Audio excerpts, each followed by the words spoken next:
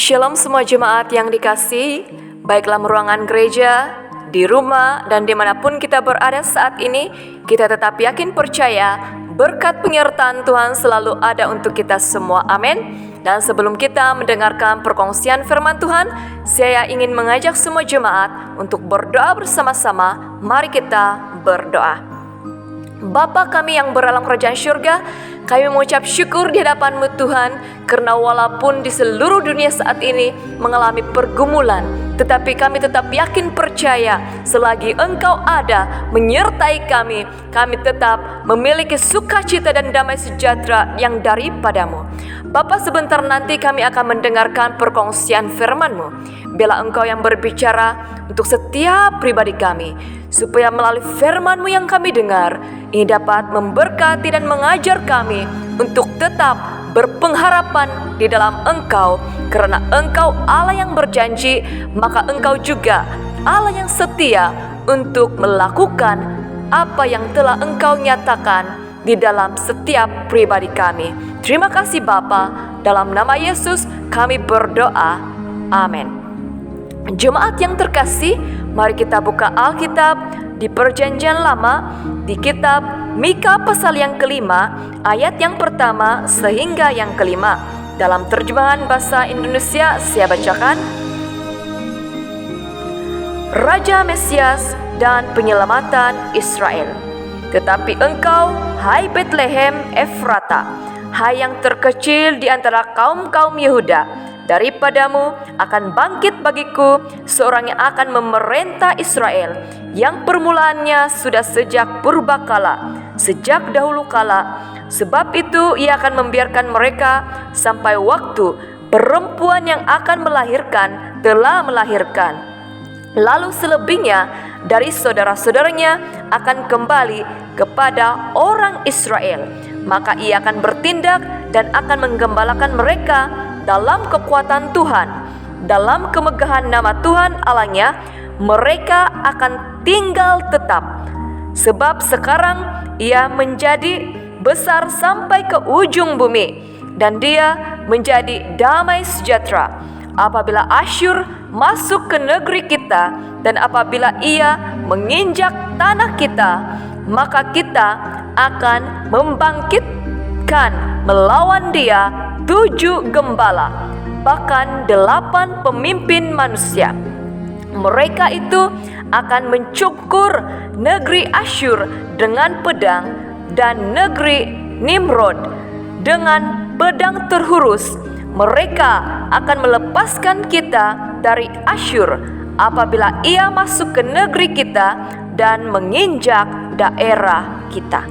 Jemaat yang terkasih, tema kita pada malam kudus ini ialah Allah yang berjanji adalah Allah yang setia.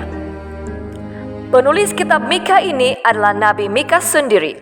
Tema keseluruhan kitab Mika ini ialah mengenai hukum dan keselamatan Mesias. 700 tahun sebelum kelahiran Yesus, Nabi Mika bernubuat bahwa seorang pemimpin akan muncul dari Betlehem yang akan menggenapi janji-janji Allah kepada umatnya. Ini merujuk kepada pribadi Yesus sang juru selamat. Asal-usul Yesus sudah ada sejak purbakala yang kekal. Namun Yesus akan lahir sebagai manusia. Dalam Yohanes 1 ayat 14 tertulis, firman itu telah menjadi manusia dan diam di antara kita, dan kita telah melihat kemuliaannya, yaitu kemuliaan yang diberikan kepadanya sebagai anak tunggal Bapa, penuh kasih karunia dan kebenaran. Bangsa Israel akan mengalami zaman kegelapan atau zaman senyap, di mana tidak ada lagi Mesias yang diterima daripada Tuhan.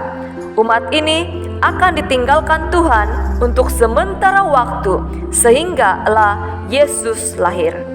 Maria, ibu Yesus, akan dipakai sebagai alatnya Tuhan untuk menggenapi nubuatan para nabi tentang kelahiran Yesus ke dunia. Yesus akan membawa damai sejahtera bagi Israel. Asyur adalah lambang musuh Israel, maka kedatangan Yesus sebagai seorang gembala agung akan membebaskan umat Israel dari penindasan, kesusahan, dan penderitaan, terutama di dalam sudut kerohanian. Jemaat yang dikasihi, Allah apabila Dia berjanji, maka Dia adalah Allah yang setia melakukan dan menepati janjinya. Allah tidak memberikan kita harapan yang kosong, hampa, dan sia-sia. Janji Allah adalah benar, nyata, dan boleh dipercayai. Selama 700 tahun sebelum kelahiran Yesus, umat Israel hidup dalam penindasan, kesusahan, dosa, dan penderitaan. Oleh itu mereka sangat mengharapkan dan menanti-nantikan penggenapan janji Allah tentang nubuatan kelahiran Sang Juru Selamat dan Raja Damai. Yesus adalah seorang pemimpin yang penuh dengan kasih, jujur, baik, dan adil. Penantian selama 700 tahun merupakan tempo jangka masa yang panjang dan lama.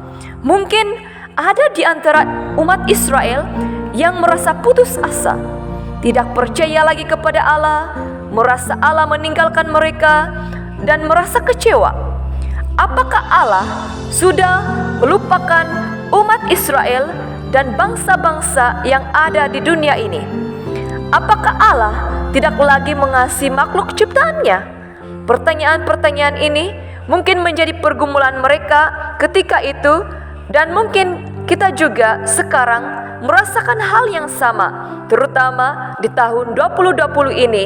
Impak daripada penyakit COVID mengubah hampir 100% gaya hidup kita. Namun ternyata Allah tidak pernah melupakan janjinya.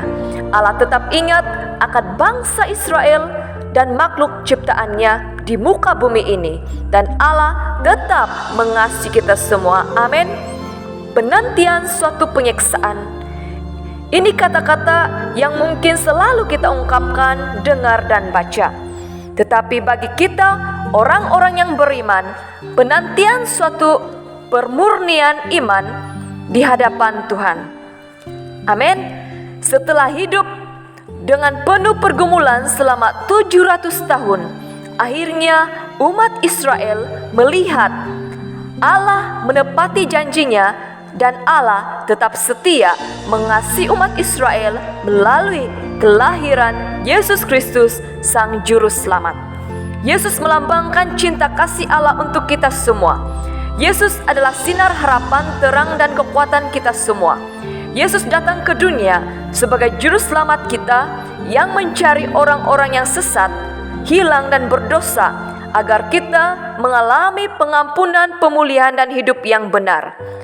Allah yang berjanji adalah Allah yang setia dalam melakukan pekerjaan yang mulia bagi kita.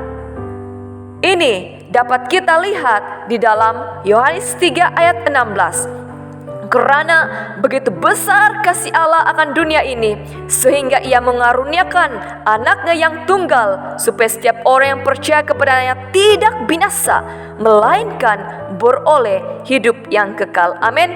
Ini adalah janji tentang keselamatan dan nubuatan tentang kelahiran Yesus 700 tahun lalu ketika Nabi Mika bernubuat telah digenapi.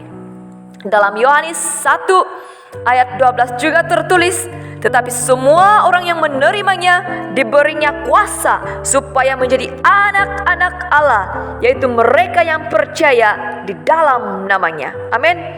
Allah menjanjikan kelayakan kita sebagai anak-anaknya, supaya semua bangsa terus sama mendapat bahagian di dalam kasih karunia-Nya Tuhan. Jemaat yang dikasihi, janji Allah tetap berlangsung sehingga saat ini. Apabila kita sungguh-sungguh beriman dan percaya kepada Tuhan sebagai Allah yang berjanji adalah Allah yang setia, maka kita akan melihat berkat penyertaan Tuhan terjadi dalam diri dan kehidupan kita. Nikmatilah berkat kelahiran Yesus ke dunia ini sebagai juru selamat kita, dan nantikanlah berkat kedatangan Tuhan Yesus yang kedua kalinya ke dunia ini sebagai hakim dan pembela kita yang adil. Amin. Mari kita berdoa. Bapa kami yang berada dalam kerajaan surga, kami mengucap syukur ya Tuhan melalui kebenaran firman-Mu yang telah kami dengar, bahwa Allah, apabila Allah berjanji, Allah setia untuk melakukan apa yang telah Dia nyatakan. Sehingga bangsa Israel melihat penyelamatan yang daripadamu, dan kami juga turut sama melihat berkat penyelamatan dan kasih karunia-Mu dalam hidup kami, sehingga kami mengalami sukacita, kami mengalami pengampunan, kami mengalami pemulihan dan kemerdekaan. Terima kasih Bapa, di dalam nama Yesus kami meraih berkat damai sejahtera surgawi dan kasih Allah Bapa. Dalam nama Yesus kami berdoa, amin. Tuhan menyertai dan memberkati kita semua. Amin.